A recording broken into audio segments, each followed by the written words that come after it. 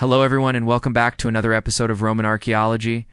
Today we re-talking about some interesting pieces of armor found from one of Rome's most infamous legions. Let's get into it. This legion was raised in 83 BC by Gnaeus Pompeius Magnus, better known as Pompey the Great. He would use this legion, along with a few others, to conquer the Hellenistic kingdom of Pontus and annex its territories into the Roman Republic. The very next year, 82 BC, this legion, along with several others, would be instrumental in putting down the rebellion of the populares against Sulla, killing off many populares and propelling Sulla to become dictator. For the rest of his life, Pompey would keep this legion as his personal military force, using them to great effect in the First Mithridatic War, the Social War, and even against Caesar in the Civil War of 49 to 45 BC, in fact. These soldiers are thought to have guarded Pompeius' person during the Senate meeting where Caesar's assassins killed him. After his death, the legion was disbanded by Caesar. This is a really interesting unit, and I'm sure that we'll find out more about them through archaeology in the future. So let's get into the armor. This is a bronze cheek piece from a type of helmet called a phalaera. It comes from the famous shipwreck at Yacyada, dating to the late 1st century BC. During the Battle of Actium in 32 BC, a large fleet of Cleopatra and Mark Antony's ships sank in the shallow waters near the coast of Greece. Among the treasures recovered from the wreck were two skeletons wearing elite Roman armor.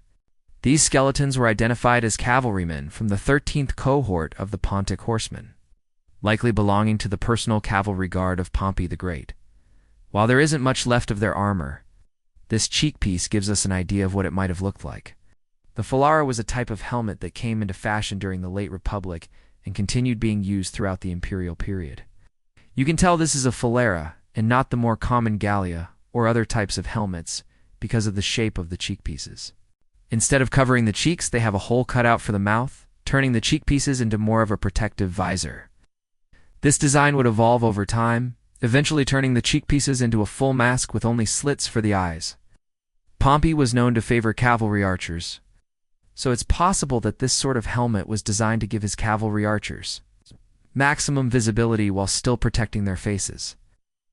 Looking at the shape of this cheek piece, we can see how it has these rounded lobes on either side of the opening for the mouth. These would have been designed to protect the jaw and neck from incoming blows. These sorts of helmets were usually made from bronze, which is exactly what we expect for such a high-ranking soldier. You can see how thin the bronze is, probably around 1 millimeter or so. Such a thin sheet of metal would have been easy to form into the desired shape, without the need for complicated tools or techniques. There are no markings on this cheek piece, but if we look at similar examples, sometimes they have the head of a deity embossed on the front, directly behind the opening for the mouth. This example doesn't, but it may have had one when it was new. It could also be possible that the head of Pompey himself may have been embossed here, similar to the coins minted under his name. Unfortunately, we don't know too much about this piece besides the fact that it comes from the 13th cohort of the Pontic horsemen, so it's hard to say exactly who wore this cheek piece. It could have belonged to one of the cavalry archers that served under Pompey, or perhaps it was worn by one of the infantry soldiers, maybe even serving as part of a general's parade armor. Another possibility is that this piece actually belonged to an Eastern cavalryman, perhaps even part of Cleopatra's forces. Since the 13th cohort was created from Eastern auxiliary units, it's possible that this piece could have been looted from one of them during the battle. However, I think that the weight of evidence points towards this having belonged to one of Pompey's soldiers, so we'll just have to leave it at that. This is a piece of shin armor that once protected the tib and fibular region, otherwise known as the lower leg.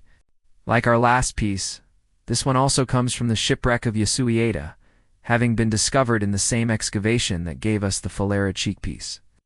This piece of armor is made from leather and bronze, a combination commonly used in ancient armor. Usually the bronze was formed into small plates that were riveted onto a leather backing. This saved on the use of bronze, which was both expensive and difficult to work with, while still providing the wearer with added protection. For this piece, however, only the edges are protected by bronze. Perhaps this was done for ease of use. If the entire plate was covered in bronze, then bending your knee would be more difficult. As we can see, the top of this shin guard ends before the knee, making bending your leg easier. You can also see how the sides of the shin guard are open, allowing the foot to move freely.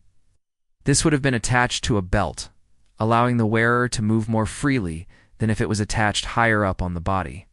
What's really interesting about this piece is that it shows signs of damage, having been broken and repaired in the past.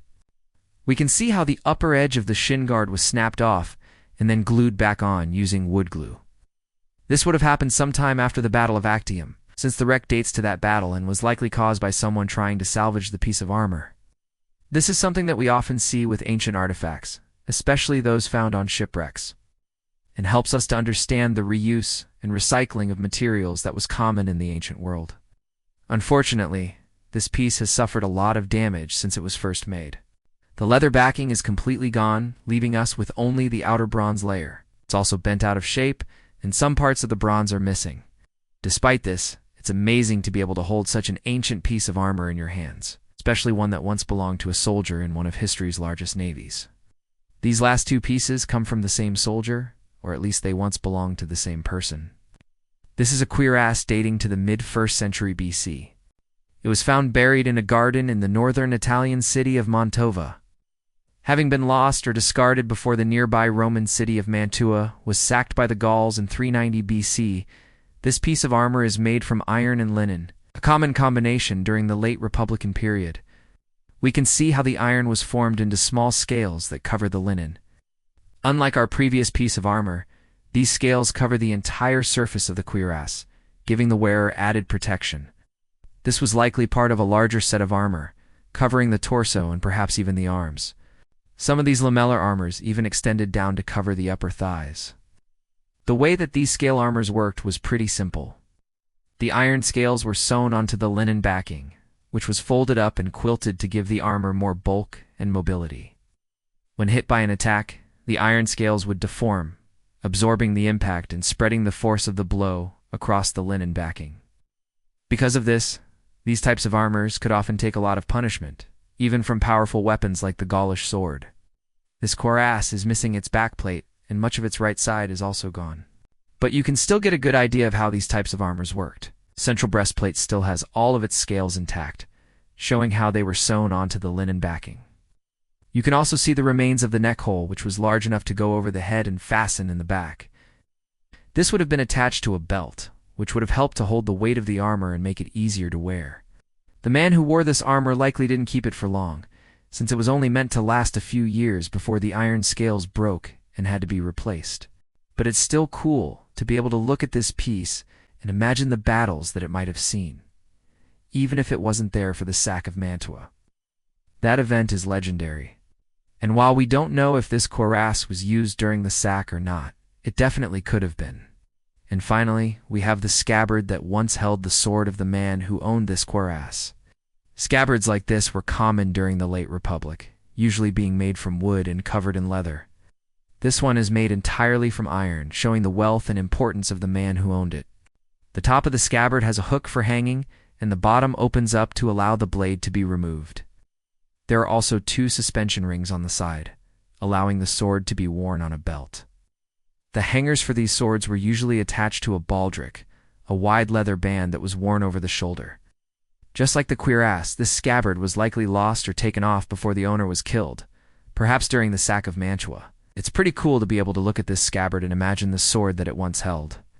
A Roman sword like this would have been deadly in combat, capable of cutting, stabbing, and slashing. And paired with the lamellar armor, it would have made a formidable combination in battle.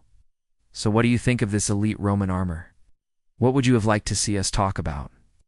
Let me know in the comments below. As always, thanks so much for watching.